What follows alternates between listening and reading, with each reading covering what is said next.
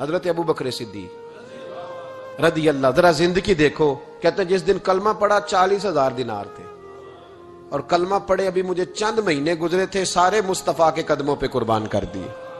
پھر مال کمایا، پھر 4,000 دینار تھے. 4,000 جس دن ہجرت کے لیے نکلا 4,000 تھے. انہیں بھی پتا تھا 2.5% دینا چاہیے. ان کی بھی بیٹیاں تھیں، جوان بھی تھی، چھوٹی بھی تھی، ان کے بھی بچے تھے، لیکن دین کو ضرورت ہے. میرے رسول پاک صلی اللہ علیہ وسلم کے دین کو حاجت ہے. تو فرماتے ہیں اشرفیاں تھی میرے گھر میں، پیسے تھے، درہم تھے، دینار تھے. میرے والد بوڑھے تھے، ان کو خیال تھا کہ ابو بکر ساری دولت نہ لے جائیں. تو حضرت اسماء بنت ابی بکر سے جناب ابو بکر صدیق نے کہا کہ اس طرح کرنا، ایک گڑا چھوٹا سا تھا، گڑا ٹویا، اس میں پیسے ہوتے تھے. فرمایا اس میں روڑے رکھ دینا، اوپر ٹاٹ ڈال دینا. والد نابینا ہے، اگر پوچھے نا پیسے تو ان کا وہاں ہاتھ لگا دینا، انہیں پتا چلے ابو بکر سارا مال لے کے نہیں گیا. فرماتے میں ہجرت پہ جانے لگا تو 4,000 سارے ہی لے گیا. سارا مال ہی یار 2.5% کے لیے رٹا پڑا ہوا ہے. 2.5% کے لیے لوگ بحث کر رہے ہیں، 2.5% کے لیے دلائل چاہیے. کئی مفتیان کرام سے پوچھیں گے، پھر پروگرام بنائیں گے دینا ہے کہ نہیں دینا. اور جس دن تبوک کے لیے میرے مصطفیٰ کریم نے اعلان کیا، جناب صدیق اکبر فرماتے شے کوئی نہیں تھی، غربت کے دن تھے، کمزوریاں تھی، مال اس دن کاروباری حالات کم تھے. یہاں لوگوں کا کاروبار جب ڈاؤن ہوتا ہے تو سب سے پہلے مسجد کا 200 بند کرتے ہیں، سب سے پہلے مدرسے کا بند کرتے ہیں، سب سے پہلے خواہش کرتے ہیں کہ وہ جو غریب کو جاتا ہے نا اس کو بند کرو، یہ زیادہ نقصان دے رہا ہے. حضرت ابو بکر صدیق رضی اللہ تعالیٰ عنہ فرماتے ہیں حالات خراب تھے، جیب دیکھی تو اتنے پیسے ہی نہیں تھے کہ مصطفیٰ کریم کو پیش کر سکوں. تو پھر کیا کیا؟ امام جلال الدین سیوطی کہتے ہیں ابو بکر صدیق نے نا گھر کے اندر کپڑا بچھایا، اور پھر صدیق اکبر نے کیا کیا کہ توا بھی رکھا، برتن بھی رکھے، اس پہ چولہا بھی رکھا. ابو بکر صدیق نے اس کے اوپر گھر والوں سے کہا کہ ایک جوڑا پہن لو، ادھر دیکھو میری طرف، ایک جوڑا پہن لو، اور باقی نا سارے جوڑے بھی یہاں رکھو. اور پھر جب لوگ بچوں نے دیکھا نا کہ ابا تو کپڑے بھی رکھوا رہا ہے، کیا بنے گا؟ فرمایا تمہیں تو ایک جوڑے کی اجازت دے رہا ہوں نا، ذرا میری طرف دیکھو. خود اندر گئے تو ٹاٹ کا لباس پہن کے کپڑے بھی اتار کے رکھ دیے، کپڑے بھی اتار کے زمین اسی میں رکھے، سارا کچھ باندھا. لباس ٹاٹ کا تن تندور تے ہڈاں دا بالن تے اسی ہاواں نال تپایا، کپ کپ مکیاں پیڑے کیتے، اتوں عشق پلے تھل لایا، تن دا سالن من دی ہانڈی لون صبر دا پایا. غلام فریدا وے میں ساری تیری، تینوں وجہ یقین نہیں آیا. ہر چیز لپیٹ کے نا تو نبی کریم کی بارگاہ میں لے گئے، ہر چیز. میرے محبوب کا بھی انداز دیکھو، فرمایا ماں اب کہتا لے اہلے کا، گھر بھی کچھ چھوڑ کے آئے ہو. دیکھیں ادھر دیکھیں، جب کوئی لاتا تھا تو حضور فرماتے تھے کیا لے کے آئے ہو، یہ کیا ہے؟ یہ پوچھا جاتا ہے کہ یہ پوچھا جاتا ہے گھر کیا ہے؟ بھئی آپ کو کسی نے کوئی تحفہ دیا تو شاپر کھول کے تحفہ دیکھیں گے یا پوچھیں گے گھر کیا ہے؟ لیکن میرے رسول پاک کے لفظ دیکھیں، فرمایا ماں اب کہتا لے اہلے کا. ابو بکر سجنا گھر کیا چھوڑ کے آئے ہو؟ تو رو پڑے، کہنے لگے یا رسول اللہ میں کوئی غریب تو نہیں، میں بڑا مالدار ہوں. اب کہتا لہم اللہ و رسولہ، گھر اللہ بھی چھوڑ آیا ہوں، اللہ کا رسول بھی چھوڑ آیا. حضور میں کوئی کنگال نہیں، میں مصطفیٰ والا ہوں، میں کوئی غریب نہیں، میں نبی والا ہوں، میں رب رسول کو گھر چھوڑ آیا ہوں. میرے مصطفیٰ کریم علیہ السلام فرمانے لگے تیرے پیچھے جبریل امین کھڑے، اور انہوں نے ٹاٹ کا لباس پہنا ہوا ہے، اور تیرے آنے سے پہلے وہ آ گئے تھے. تو میں نے پوچھا جبریل یہ بوریے کا لباس؟ عرض کی یا رسول اللہ ابو بکر نے پہنا ہے تو رب کو اتنا پسند آیا سارے فرشتوں کو پہنا دیا ہے، سارے فرشتوں کو پہنا دیا، سارے فرشتوں.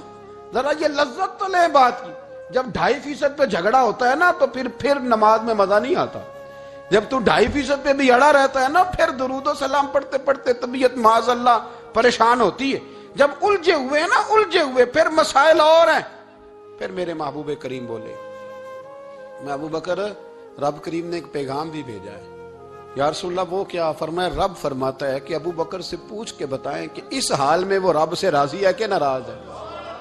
یہاں اقبال بولے، کہنے لگے خودی کو کر بلند اتنا، خودی کو کر، یہ وہ درجہ ہے، یہ وہ مقام ہے، خودی کو کر بلند اتنا کہ ہر تقدیر سے پہلے پھر خدا بندے سے خود پوچھے. بتا تیری رضا کیا ہے؟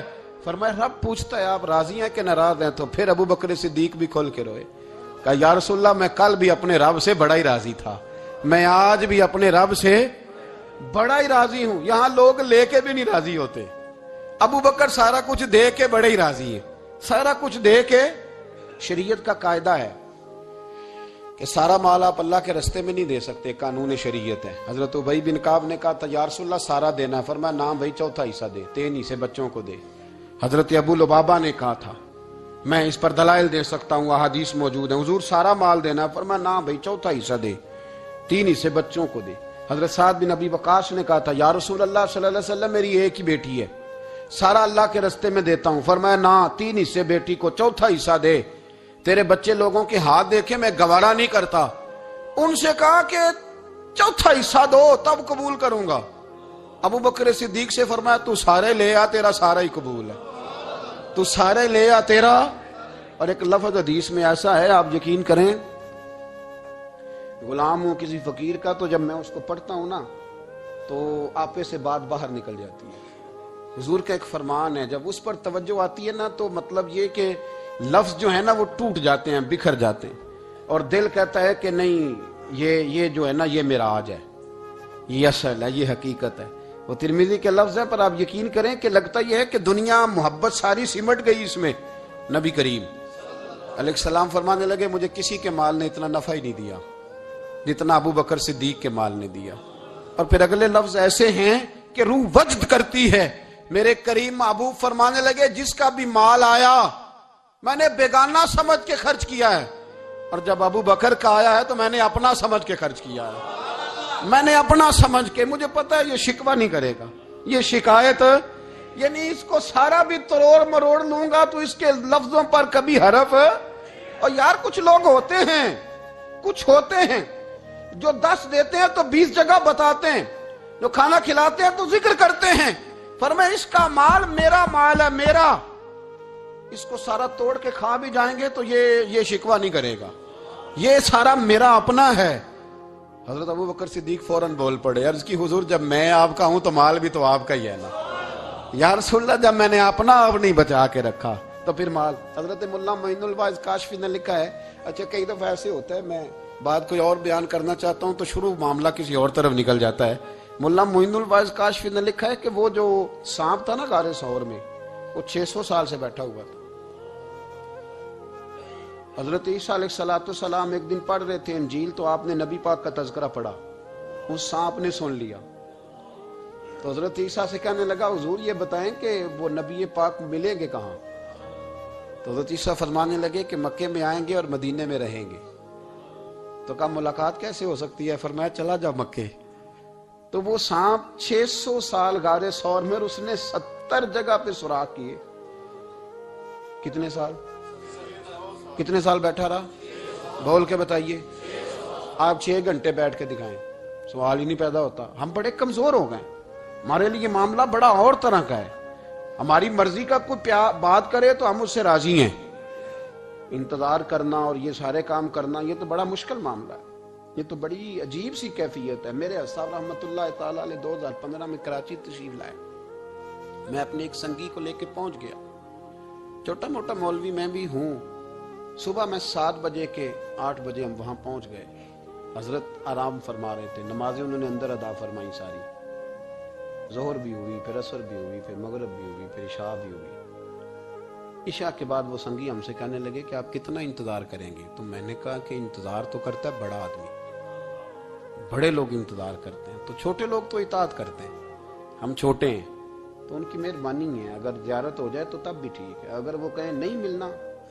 میرے سنگی ساتھ موجود تھے، صبح سے گئے، عشاء کے بعد کا وقت آ گیا، نہیں انہوں نے ملنا تو پھر بھی ٹھیک، وہ ہس بولے تھے وہ مہربانی، نہیں تو اساں تے لاڑ ہی لڑاؤنے نے، اس کی مہربانی ہے، اگر بات ہو جائے تو ٹھیک ہے ورنہ کوئی معاملہ نہیں۔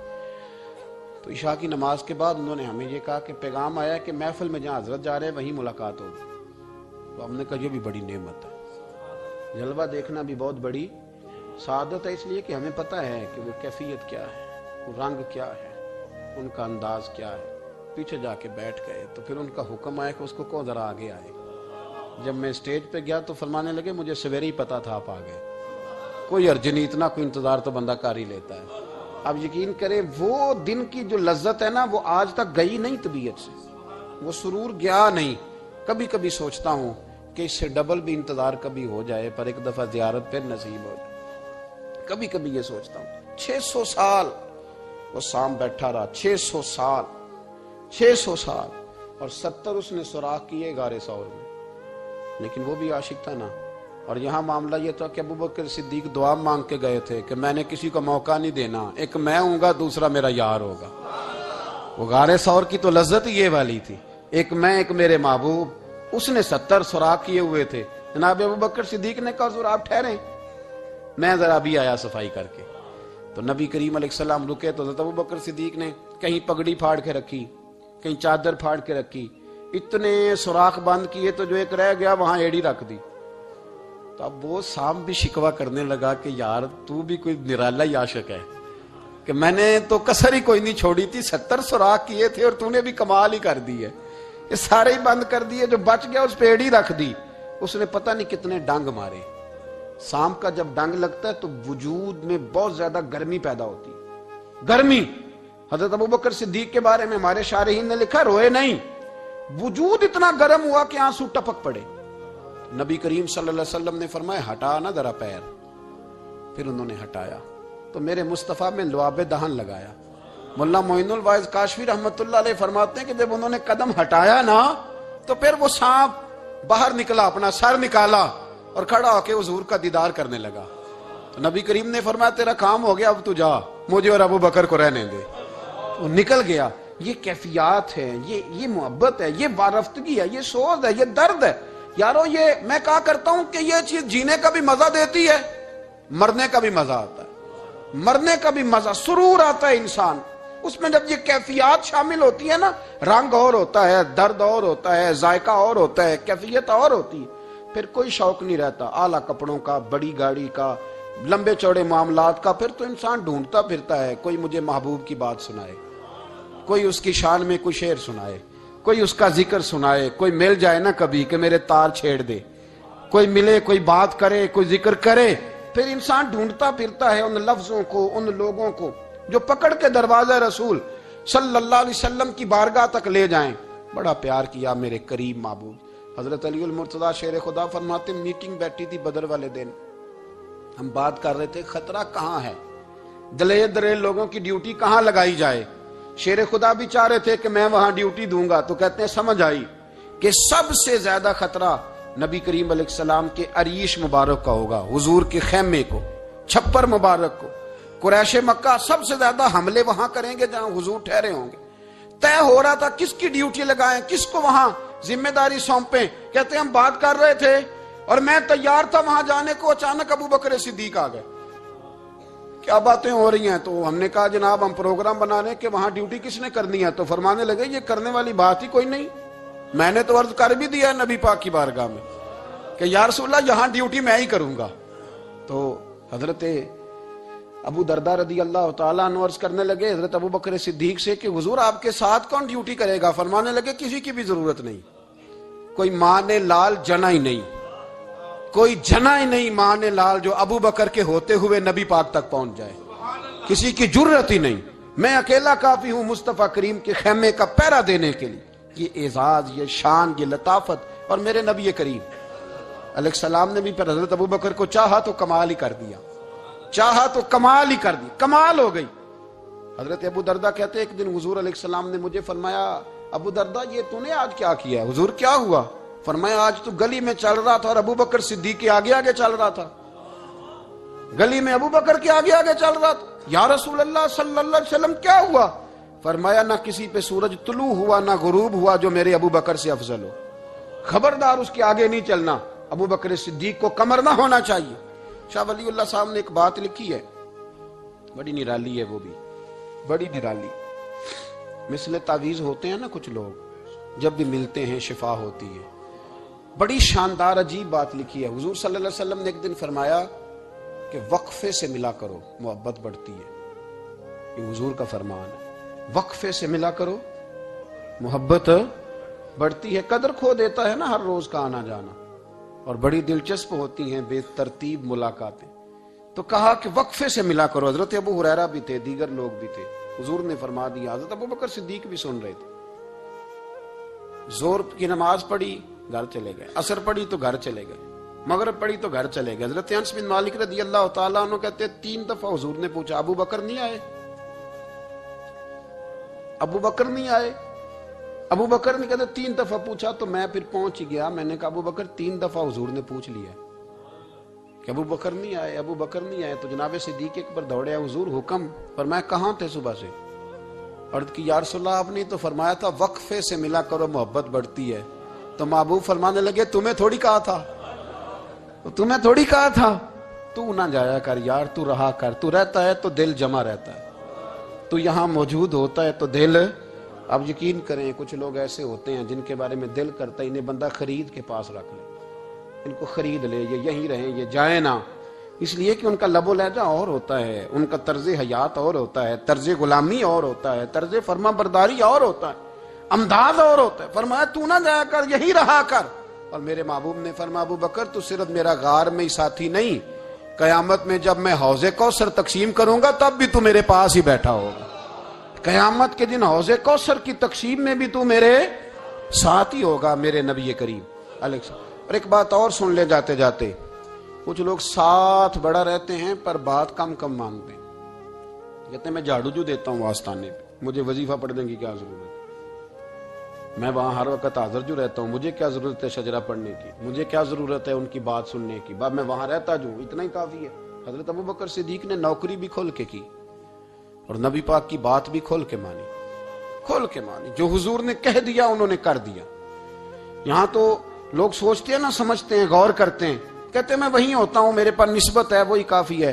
مجمع لگا ہے صحابہ کا, نبی پاک علیہ السلام نے فرمایا ابھی آج روزہ کس نے رکھا ہے؟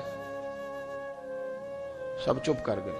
حضور نے دوبارہ پوچھا تو جناب صدیق اکبر بولے, عرض کی حضور آپ حکم نہ دیتے تو میں نہ بتاتا, یہ اللہ نے آج مجھے توفیق عطا فرمائی. تو حضور علیہ السلام نے فرمایا آج جنازے میں کس نے شرکت کی؟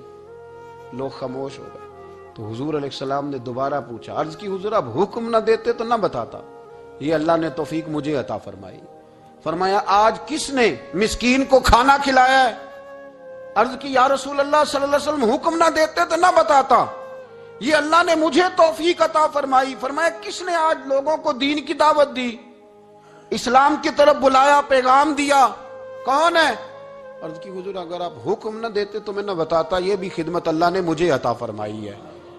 تو نبی کریم علیہ السلام نے فرمایا ابو بکر سن, قیامت کے دن ایک دروازہ جنت میں ایسا ہوگا جہاں سے صرف روزے دار گزریں گے, ایک ایسا ہوگا جس سے صرف نمازی گزریں گے, ایک ایسا ہوگا جس سے صرف حاجی گزریں گے, ایک سے سخاوت کرنے والے گزریں گے. لیکن جب تو آئے گا نا تو جنت کے ہر دروازے سے آواز آئے گی کہ ادھر سے داخل ہو جا, ادھر سے, ہر دروازے سے آواز آئے گی. اس لیے کہ مجموعی طور پر عمل کیا زندگی میں, مجموعی طور پر